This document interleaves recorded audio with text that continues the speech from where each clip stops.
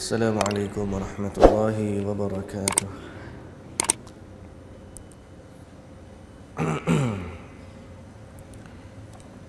Bismillahirrahmanirrahim. Alhamdulillahi rabbil alamin. Wassalatu wassalamu ala ashrafil anbiya'i wal mursalin, nabiyyina Muhammadin wa ala alihi wa sahbihi ajma'in. Rabbi shrah li sadri wa yassir li amri wahlul 'uqdatan min lisani yafqahu qawli, amma ba'd. Alhamdulillah, syukur pada Allah Subhanahu wa taala dapat kita kembali pada pagi ini. Alhamdulillahilladzi ahyana ba'dama amatana wa ilaihin nusyur. Juga Allah menghidupkan kita pada pagi ini setelah daripada mematikan kita. InsyaAllah pada pagi ini kita baca sambungan dari surah Al-Baqarah, dari muka surat yang ketiga, iaitulah pada ayat yang ke-8. Pada ayat yang ke-8.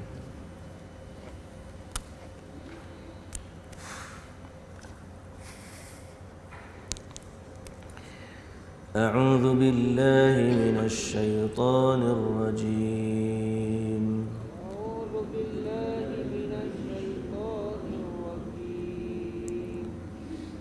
بسم الله الرحمن الرحيم.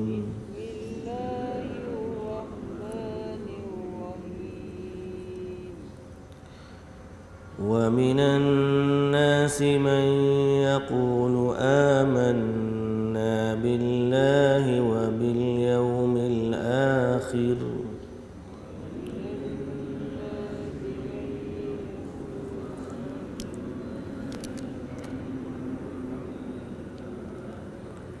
وما هم بمؤمنين.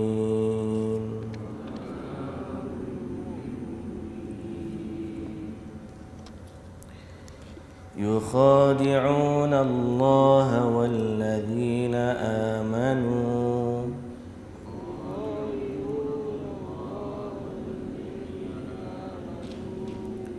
وما يخدعون إلا أنفسهم وما يشعرون.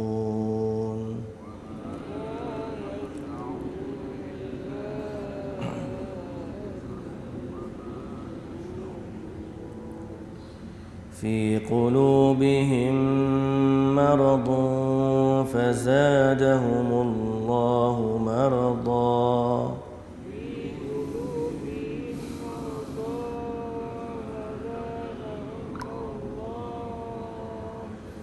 ولهم عذاب أليم بما كانوا يكذبون.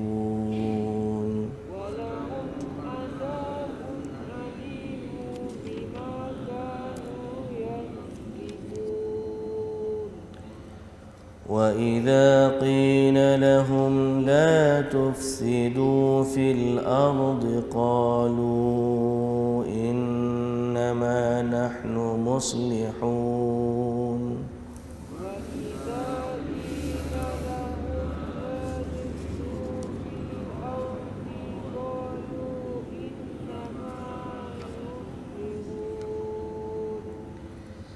ألا إنهم هم المفسدون ولكن لا يشعرون.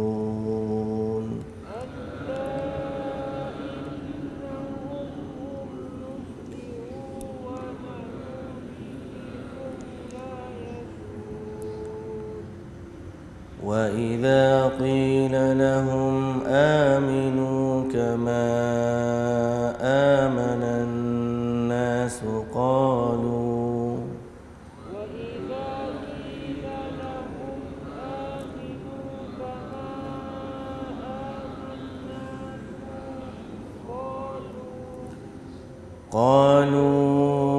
أنؤمن كما آمن السفهاء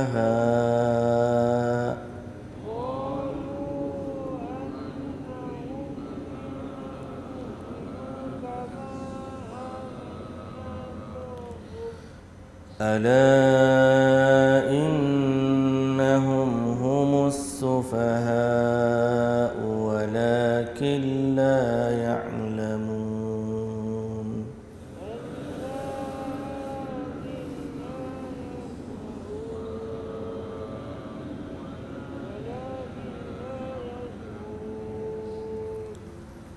وإذا لقوا الذين آمنوا قالوا آمنا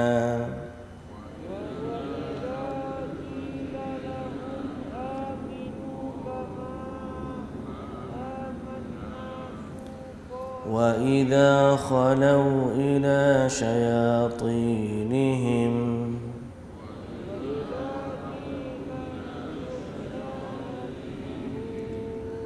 قالوا إنا معكم إنما نحن مستهزئون.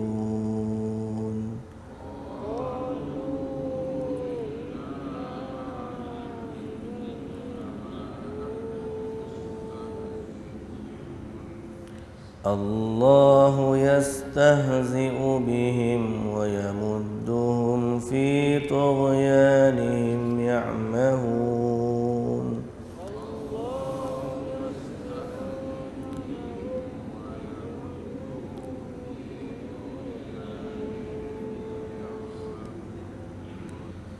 أولئك الذين اشتروا الضلالة بالهدى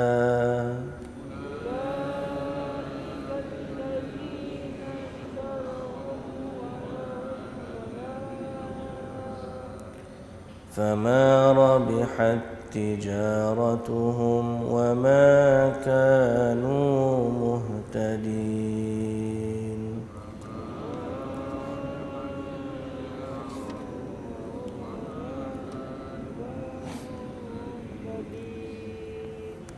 Baik. Bismillahirrahmanirrahim. Alhamdulillah. Puji dan syukur bagi Allah Subhanahu wa taala, Tuhan sekalian alam. Selawat serta salam atas Nabi junjungan kita Nabi Muhammad sallallahu alaihi wasallam. Juga atas ahli keluarga baginda, para sahabatnya dan para pengikutnya yang setia sehinggalah ke hari kiamat. Alhamdulillah. Muslimin dan muslimat yang dirahmati Allah, ayat yang kita baca hari ini dari surah Al-Baqarah bermula dari ayat yang ke-8 adalah penceritaan Allah Subhanahu wa taala. Allah bagi tahu kat kita tentang golongan manusia yang ketiga. Kita dah sebut tentang yang beriman, dah sebut tentang yang kafir.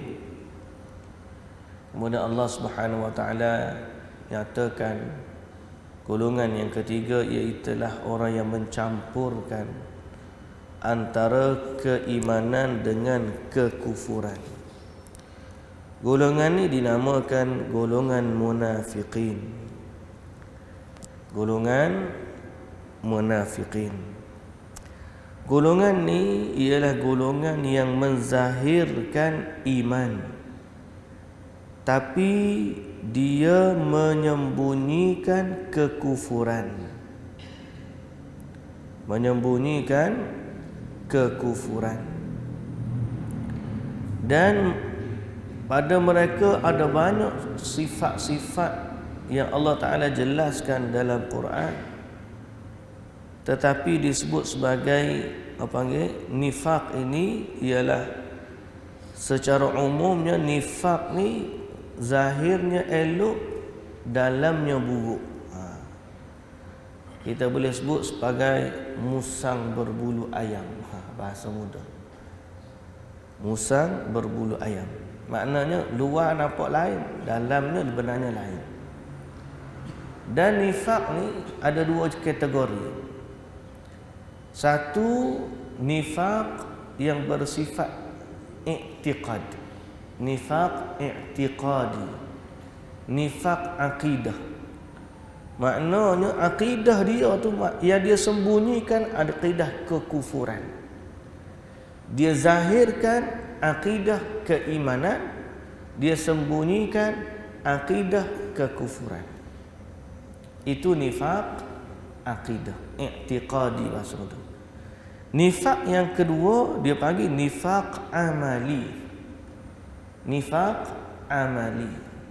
Nifaq amali ni maknanya dia melakukan perbuatan nifaq. Mungkin akidah dia okey, cuma perbuatan dia menzahirkan baik tapi menyembunyikan keburukan. Orang tengok dia baik, dia orang Islam tapi depan orang apa baik dia. Belakang orang dia adalah serigala yang buas. Ni amalan, i'tiqad. Kadang-kadang depan orang dia menzahirkan ketaatan, di belakang orang dia melakukan kemaksiatan. Amalan dia, okey? Dan ada amalan-amalan yang Allah Ta'ala atau Nabi SAW sebut, amalan ni amalan orang munafik. Jadi dilakukan oleh seorang yang beriman, dalam hati dia beriman, tapi dia buat perbuatan yang menjadi ciri-ciri golongan munafik. Maka kita kata dia melakukan kemunafikan tapi dari sudut amalan. Semoga Allah Ta'ala jaga kita dalam kedua-dua kategori. Kategori yang pertama paling bahaya. Pasal apa? Yang dia sembunyikan adalah kekufuran. Kalau dia sembunyi kekufuran, maknanya hukum dia hukum orang kafir, dan dia tidak akan masuk syurga buat selama-lamanya. Tapi kalau kategori yang kedua, yang dia sembunyikan adalah kemaksiatan. Jadi kemaksiatan ni hukum dia masih lagi orang ni beriman, cuma dia akan dihukum disebabkan kemaksiatan yang dia lakukan. Baik, nifaq ni Allah Subhanahu wa taala kata, wa minan nasi man yaqulu amanna billahi wa bil yaumil akhir.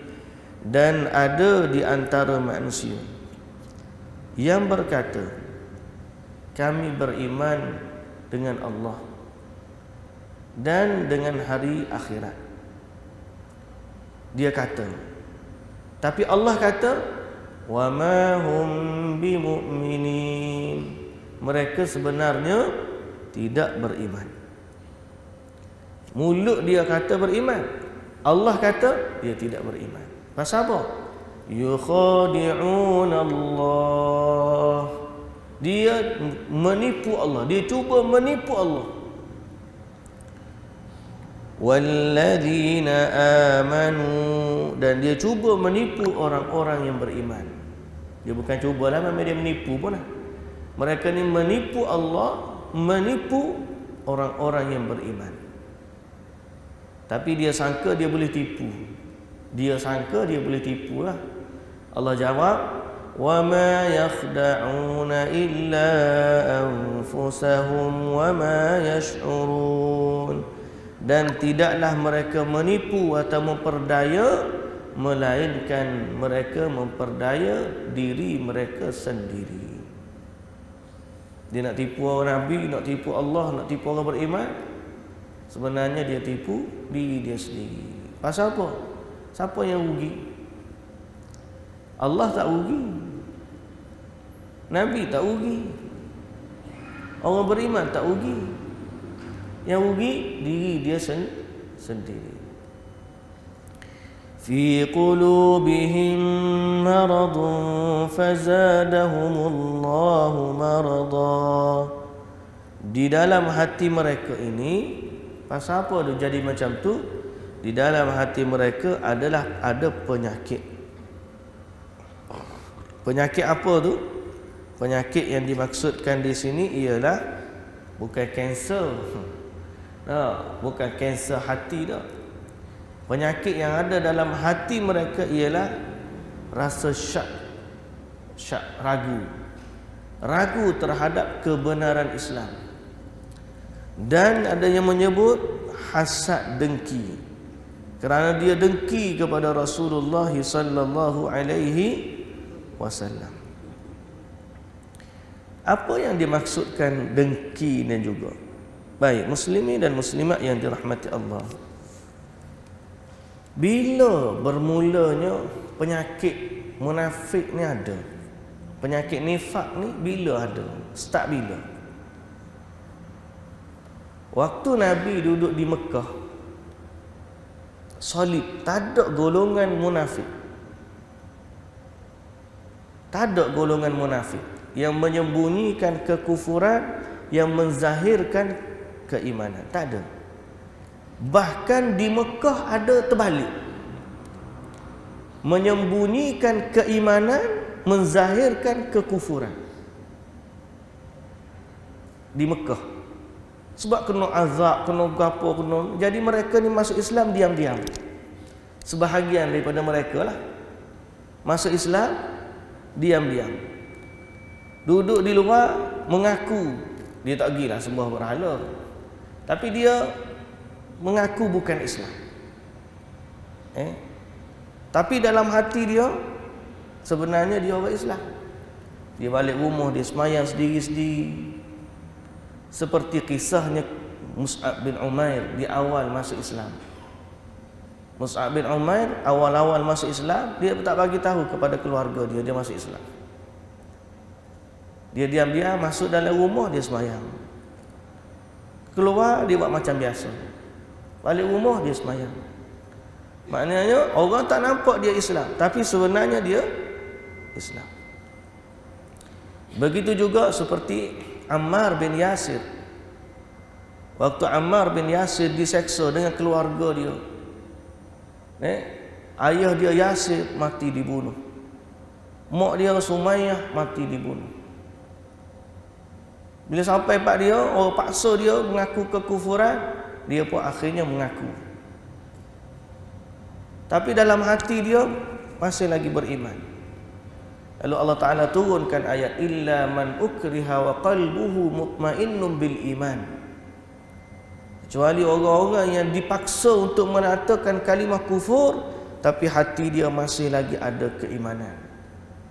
Pasal apa? Mereka menghadapi ujian yang berat di Mekah sehingga terpaksa menyembunyikan keislaman. Jadi di Mekah tak ada isu munafik. Yang ada isu menyembunyikan keimanan di dalam hati ataupun menzahirkan keimanan secara terang-terangan. Jadi bila bermulanya penyakit munafik ni? Penyakit munafik ni dia bermula bila Nabi hijrah ke Madinah. Bila Nabi hijrah ke Madinah, orang Muhajirin pun ikut sekali. Masa tu penduduk Madinah ni ada dua kabilah. Satu Aus, yang kedua Khazraj. Dan ada golongan yang ketiga, nama dia Yahudi Madinah. Yahudi Madinah pula ada tiga bani, ada tiga keturunan. Bani Nadir, Bani Qainuqa, Bani Quraidah. Jadi ni capa tiga golongan Bani Yahudi, dua orang kabilah Arab pada masa tu ada lima. Aus, Khazraj, Bani Nadir, Bani Qainuqa, Bani Quraidah. Sebelum Nabi SAW nak pergi ke Madinah ni, orang panggil Khazraj dipimpin oleh Abdullah bin Ubay bin Salul. Nama pemimpin dia Abdullah bin Ubay bin Salul. Dan dia pada masa tu dicanang-canangkan sebagai orang yang akan menjadi pemimpin di Madinah. Pemimpin di Madinah. Bila Nabi SAW datang ke Madinah, maka orang Madinah masuk Islam. Sebahagian besar orang Madinah masuk Islam. Aus dan juga Khazraj. Adapun Yahudi dengan perangai Yahudi dia lah. Yahudi dengan perangai Yahudi dia. Aus dan Khazraj masuk Islam. Bila masuk Islam, maka mereka pun angkat Nabi jadi pemimpin. Lalu pemimpin, apa bahasa kita? PM tepi. PM tepi ni hak memang tak jadi. Pemimpin hak dicanangkan ni tidak dilantik jadi pemimpin. Dia tak puas hati. Dia tak masuk Islam. Dia belum masuk Islam lagi. Sehinggalah berlaku perang Badar. Bila berlaku perang Badar berlaku pada tahun kedua Hijrah. Tahun kedua Hijrah berlaku perang Badar. Masa tu pokok dia kata habislah. Orang Mekah berkata Muhammad mati dah Muhammad. Orang Madinah berkata habis lah. Orang Madinah tak suka tu lah. Dia tak suka Nabi Muhammad. Tiba-tiba bila perang Badar menang Nabi sallallahu alaihi wasallam. Bila Nabi menang balik ke Madinah membawa kemenangan, geng-geng ni kata sudah. Kalau tak ikut Muhammad macam malu pula kita. Tak ikut Muhammad macam kita pula terpencil.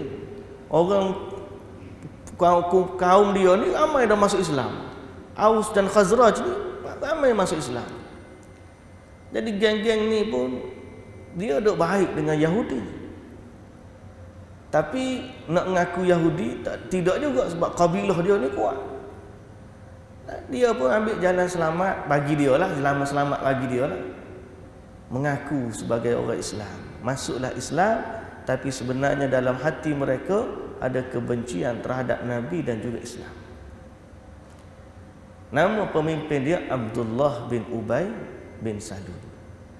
Maka di situ bermulalah penyakit kemunafikan dalam hati sebahagian daripada orang yang mengaku Islam. Dan dia ada geng dia, bukan seorang dia je, dia ada kumpulan pengikut dia.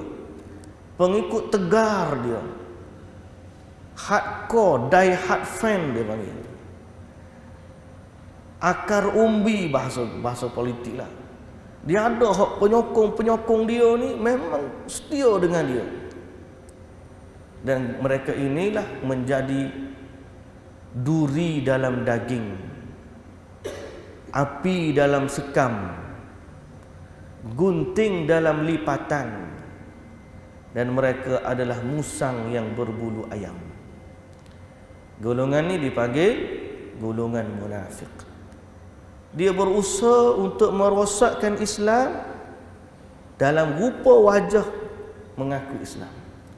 Maka Allah Subhanahu wa taala mengingatkan Nabi sallallahu alaihi wasallam tentang kumpulan ini. Dan Allah mengingatkan juga para sahabat radhiyallahu anhum tentang kumpulan ini. Di mana ada golongan yang mengaku dia beriman dengan Allah, dia beriman dengan hari kiamat, tapi sebenarnya dalam hati dia tidak beriman. Tujuan dia beriman adalah untuk menipu daya orang Islam. Nak tipu Rasul seolah-olah mereka bersama dengan Rasul. Tapi sebenarnya mereka ada kepentingan lain daripada Islam. Mereka tipu Rasul, tapi sebenarnya Allah Ta'ala kata yang mereka tipu adalah diri mereka sendiri. Sebab apa? Fi qulubihim marad. Dalam hati mereka adanya penyakit. Penyakit apa? Pertama, penyakit syak, penyakit ragu terhadap kebenaran Islam.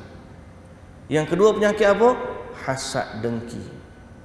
Sebab itu dalam tafsir Pimpinan Rahman karangan Syekh Abdullah Basmih, dia sebut dalam hati mereka ada penyakit, iaitulah syak dan juga hasad, dengki. Syak dan juga hasad, dengki. Baik. Dan kedua-dua, satu penyakit agama. penyakit agama, penyakit bersifat penyakit agama, iaitu ragu terhadap agama. Yang kedua, penyakit hati ya. Penyakit hati, penyakit jawatan, penyakit berkaitan dunia, dengki, tak boleh tengok nikmat orang bagi. Baik, muslimin dan muslimat yang dirahmati Allah, orang-orang ni Nabi tahu ke tak tahu? Nabi tahu ke tak tahu? Ada yang Nabi SAW sebut nama mereka, fulan, fulan, fulan. Dan Nabi sebut kepada Hudzaifah ibn Yaman, penyimpan rahsia Nabi sallallahu alaihi wasallam. Tapi kebanyakannya Nabi tak sebut semua, Nabi sebut beberapa sahaja. Kebanyakannya tidak didetailkan nama, tidak dipanggil khususkan nama dia. Kalau orang tanya, kenapa Nabi sallallahu alaihi wasallam tidak perangi golongan ini? Sebagaimana Nabi memerangi orang kafir, Nabi memerangi golongan Yahudi yang mengkhianat kepada Nabi. Kan waktu perang Bani Quraidah, waktu setelah berlakunya perang Ahzab, geng-geng Yahudi ni khianat pada Nabi sallallahu alaihi wasallam. Apa berlaku? Setelah habis je perang, Nabi sallallahu alaihi wasallam kata, jangan semayasa sehingga kita jumpa kepada Bani Quraidah.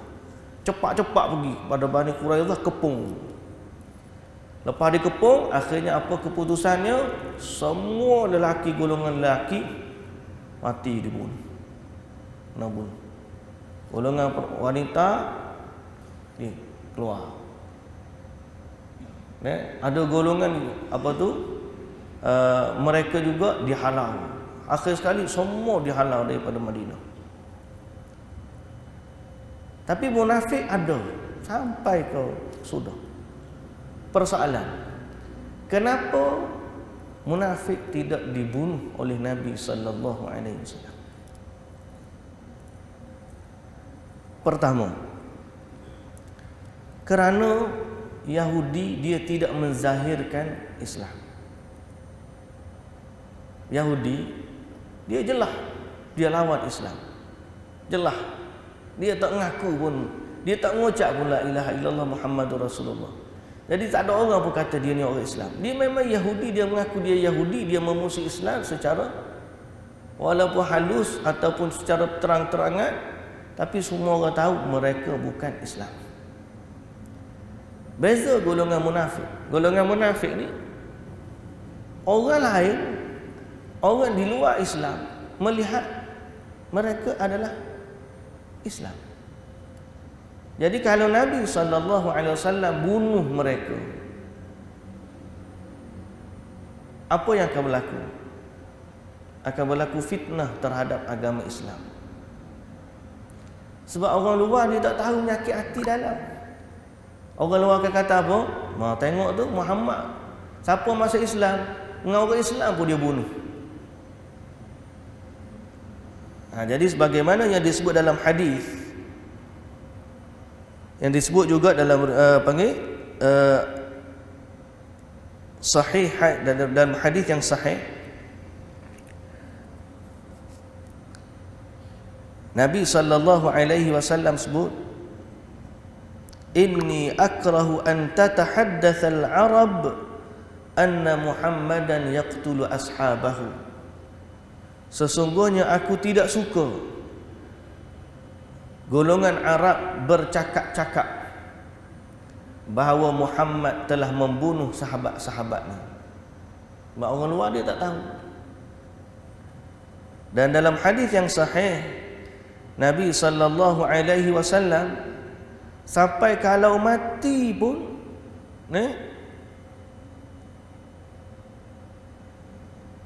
wa ma'a hadza lamma mata salla alaihi sallallahu alaihi wasallam wa syahida dafnahu kama yaf'alu bi baqiyatil muslimin. Bahkan Nabi sallallahu alaihi wasallam bila golongan ni mati pun dia dikuburkan di perkuburan orang Islam. Sehingga Nabi SAW kata, Nabi ni siapa pun ikat minta istighfar untuk mereka. Sayang juga, bukan sayang. Nabi ni hati dia Masya Allah. Orang yang khianat dia pun, dia masih ada harapan.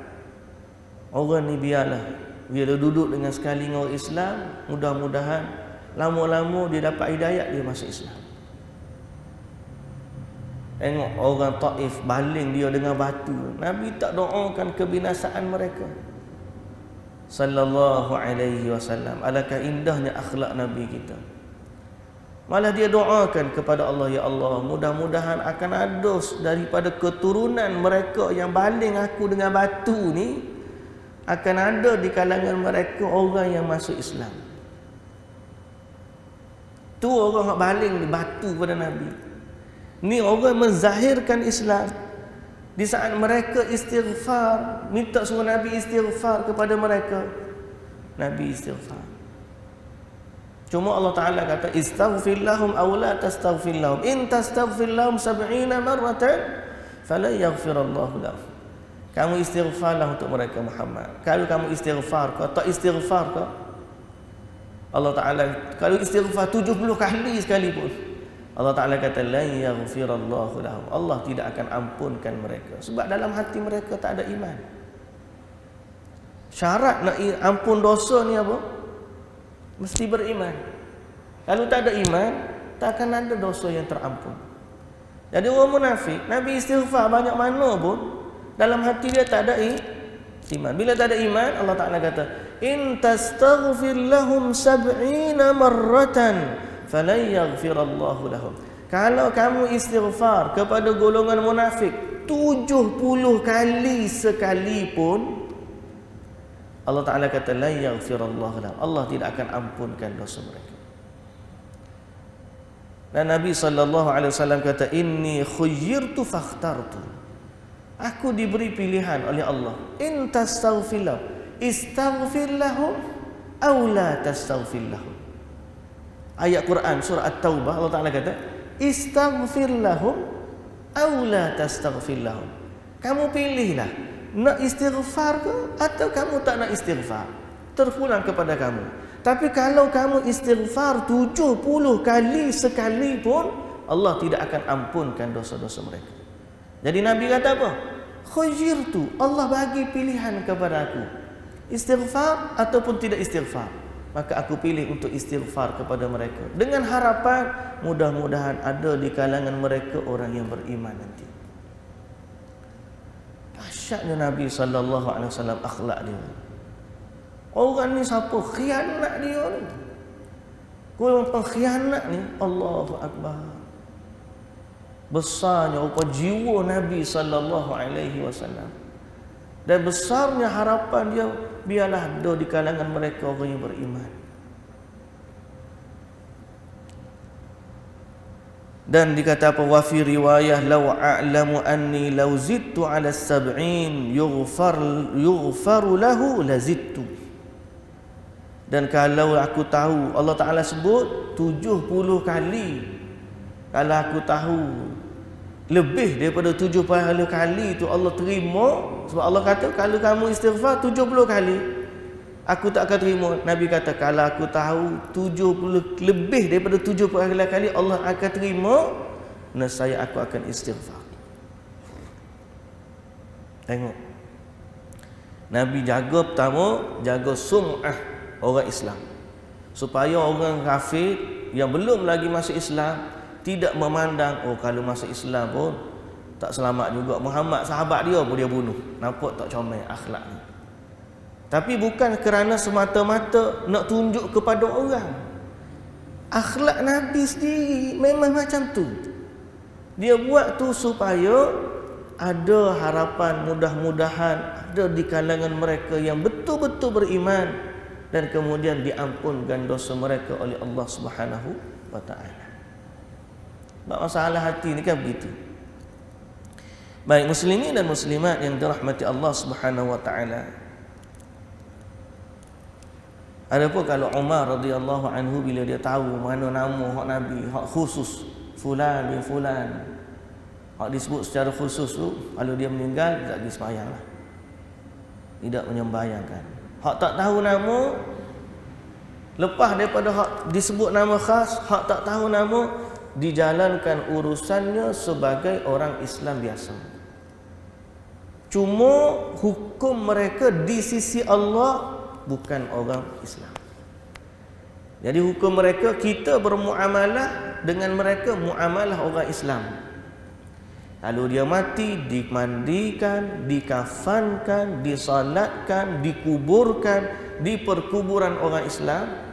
Tapi di sisi Allah, maka mereka bukan orang Islam. Sebab tu kita ni dalam banyak bab, serahkanlah urusan tu kepada Allah. Terutamanya dalam urusan bab hati. Urusan bab hati. Kadang-kadang sebahagian daripada golongan kita ni mudah sangat menuduh orang tu sekian, orang ni sekian. Panggil orang tu munafik dan sebagainya. Sahabat pun tak berani buat kita. Nabi pun istighfar untuk mereka. Hak ni the real munafik. Hak ada kadang-kadang kita ni sebab berlainan pendapat, berlainan kecenderungan politik, berlainan background pelajaran, panggil orang munafik sekian, panggil orang begini, orang. Alangkah mudahnya lisan kita, di mana kita dengan akhlak Rasulullah sallallahu alaihi wasallam. Melainkan orang tu dia tak sembahyang, nampak dalam sudut agama dia. Yang tu kita katalah bahawa hukum orang tak sembahyang ni adalah kufur. Walaupun mengucap, kita nyatakan hukum. Bukan nak balas dia pun. Tapi ada setengah orang mudah sangat nunduk. Orang ni baik boleh jadi, tapi berlawanan dengan kecenderungan dia. Maka dia panggil orang munafik dan sebagainya. Jangan begitu. Isu kalimah yang ada istilah dalam agama seperti kafir, munafik, seperti apa lagi? Kalimah istilah agama ni ada ciri-ciri yang ada dalam agama, dan kita boleh semena-mena memberi nama tersebut kepada seseorang kerana nama-nama ni implikasi dia bukan sekadar urusan panggilan, tapi dia implikasinya adalah implikasi agama dan juga akhirat. Sehingga kalau panggil kepada seseorang panggilan kafir, sedang orang tu tak ada sifat kafir, maka panggilan tu akan kembali kepada orang yang sebut. Asyad. Istilah-istilah agama ni bukan istilah kita boleh buat main-main. Panggil orang tu gini, panggil orang ni begitu, tanpa jelas. Kalau kita nyatakan hukum lain, siapa yang tak semayang, maka dalam hukum Islam, ulama kata dasar ayat sekian, orang yang tak semayang ni ini kafir. Kita nyatakan. Kita tak kata fulan bin fulan, mung ni kafir. Lain dua tu. Nyatakan hukum. Siapa yang menolak hukum ataupun siapa yang mengharamkan apa yang Allah halalkan, dia halalkan apa yang Allah haramkan, maka hukumnya dalam agama kafir. Itu hukum. Tapi kalau kita gelar fulan bin fulan kafir, itu bahaya. Sebab istilah kafir itu istilah agama. Munafik istilah agama. Jadi kita tak tahu macam mana. Sahabat-sahabat pun dia duk tengok, tak berani nak gelar. Cuma sahabat kata tanda tu ada lah. Contohnya kalau tak pergi sembahyang Jumaat, sahabat-sahabat kata kami tidak memandang siapa hak tak pergi salat berjamaah, melainkan dalam hatinya ada penyakit nifaq. Ini nampak jelas kriteria dalam agama. Okey. Baik, muslimin dan muslimat yang dirahmati Allah. Lalu mereka ni, dia kata apa? Allah ta'ambil lagi ayat yang ke-10. Fi qulubihim maradun fazadahumullahu marada. Dalam hati mereka ada penyakit. Fazadahumullahu marada. Maka Allah menambahkan bagi mereka ke penyakit itu. Maka dia tak setuju, Allah lagi tak setuju dia. Allah tambah lagi keburukan bagi mereka. Zadahum rijsan, maka Allah menambahkan keburukan atau kekotoran bagi mereka. Sebagaimana Allah Subhanahu wa taala kata, فَأَمَّا الَّذِينَ آمَنُوا فَزَادَتْهُمْ إِيمَانًا وَهُمْ يَسْتَبْشِرُونَ. Orang yang beriman ni Allah tambah dalam hati mereka keimanan. Bila baca Quran bertambah iman, baca Quran sembahyang bertambah iman. Orang beriman ni Allah tambah iman. Wa ammal ladzina fi qulubihim maradun fazadathum rijsan ila rijsihim. Adapun orang-orang yang ada di dalam hatinya penyakit, yang Allah tambah adalah kekotoran demi kekotoran, keburukan demi keburukan. Maknanya dalam hati dia tu bertambahlah kesesatan. Makin lama makin sesat, makin lama makin sesat. Sehingga akhirnya dia tenggelam dalam kesesatan mereka. Itu yang Allah Ta'ala nanti sebut di fi qulubi apa? Allah istabi wa yamudduhum fi tughyanihim ya'mahun. Allah biarkan mereka dalam kesesatan mereka itu, mereka tenggelam di dalamnya. Tenggelam dalam kesesatan. Ayah kalau dah tenggelam ni, tak capa dah, mana tu dah tenggelam. Tak berpegang, tak berpaut kepada mana-mana pelampung ke apa semua, maka tenggelam. Orang campak pun tenggelam juga. Orang campak pelampung pun dia tetap tenggelam. Orang ni bagilah ayat apa pun kat dia, dah tenggelam dalam kekufuran ni, maka gelaplah hati dia. Kita berlindung kepada Allah daripada sifat kemunafikan. Muslimin dan muslimat yang dirahmati Allah Subhanahu wa taala, kesudahan mereka apa dia? Walahum adzabun alimun bima kanu yakdzibun. Kesudahan mereka sama juga dengan orang yang kafir. Bahkan Allah Ta'ala sebut dalam ayat yang lain, mereka berada di dasar yang paling dalam neraka. Kerana sifat mereka sebenarnya, hukum mereka hukum orang kafir. Cuma Nabi SAW bermuamalah dengan mereka dengan muamalah orang Islam, sebab mereka menzahirkan Islam. Tapi Allah yang tengok, ada Allah Nabi SAW sebut, innallaha la yanzuru ila suwarikum wala ila ajsamikum walakin yanzuru ila qulubikum wa a'malikum. Allah tidak memandang kepada paras rupa dan tubuh badan kamu, tetapi Allah memandang kepada hati dan juga amalan kamu. Jadi kita bermuamalah dengan manusia secara zahir. Kalau dia tiba-tiba nak tipu Islam, maka dia akan terima akibatnya, kerana Allah Maha mengetahui segala yang batin. Okey? Segala yang batin. Sebab tu kita berlindung dengan Allah Azza wa Jalla daripada sifat kemunafikan. Yang paling kita bimbang apa adalah sifat nifak yang kita tidak sedar. Sifat nifak amali. I'tiqad mungkin kira kita mengaku kita Islam, tapi yang paling bimbang ialah nifak amali. Kata di seorang tabi'in, tak apa dah lupa nama dia, adraktu 30 min ashabi Rasulillah sallallahu alaihi wasallam. Aku jumpa 30 orang sahabat Nabi. 30 orang sahabat Nabi.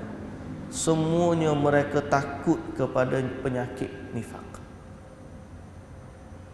Takut tiba-tiba kita ni dalam hati kita ada penyakit. Hatta Umar Al-Khattab radhiyallahu anhu, dia Umar, dia ditanya Huzaifah ibn al-Yaman, ada ke tak nama aku Nabi sebut di kalangan golongan munafik? Takutnya para sahabat kepada golongan ini. Bukan takut menghadap, takut penyakit tu. Penyakit tu takut. Sebab tu kita senantiasa berdoa kepada Allah agar Allah tetapkan hati kita. Ya muqallibal qulub, tsabbit qulubana ala dinik wa ta'atik. Dan kita minta Allah ikhlaskan hati kita dengan keimanan, serta kita berlindung kepada Allah daripada kesyirikan yang kita sedar dan juga yang kita tak sedar. Bahaya, penyakit dalam hati ni bahaya. Ini hak paling bimbang sekali. Nampak macam okey, tapi bila kembali kepada Allah, Allah tidak terima keimanan dia. Muslimin dan muslimat yang dirahmati Allah, kita berhenti setakat tu dulu. InsyaAllah kita sambung minggu depan. Wallahu ta'ala alam. Subhanakallahumma wa bihamdika asyhadu an la ilaha illa anta astaghfiruka wa atubu ilaik. Aqulu qawli hadza wa astaghfirullahal azim li wa lakum. Wassalamu alaikum warahmatullahi wabarakatuh.